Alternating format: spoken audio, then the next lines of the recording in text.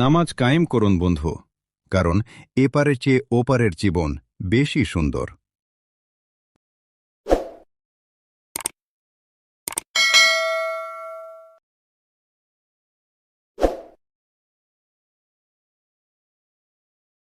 জয়ের ধারা অব্যাহত জার্মানির। সুইজারল্যান্ডকে হারানোর পর এবার আফ্রিকার দেশ ঘানাকে হারালো জার্মানি। স্টুটগার্টে প্রীতি ম্যাচে ঘানাকে 2-1 গোলে হারিয়েছে ইউলিয়ান নাগেলসমানের দল।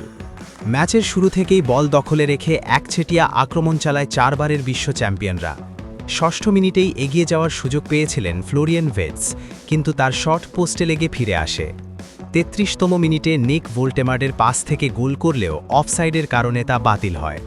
অবশেষে বিরতির ঠিক আগে কাঙ্ক্ষিত গোল পায় জার্মানি। ঘানার ডি বক্সে হ্যান্ডবলের কারণে পেনাল্টি পায় স্বাগতিকেরা। সেখান থেকে নিখুঁত শটে দলকে এগিয়ে দেন কাই হ্যাভার্টজ।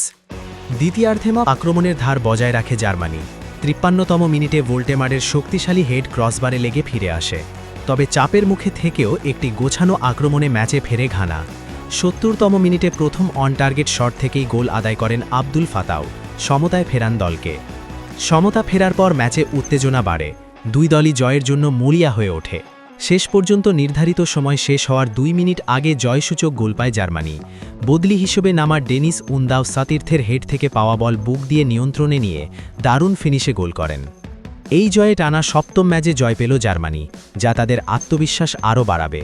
অন্যদিকে ঘানার জন্য এটি টানা 4র্থ হার।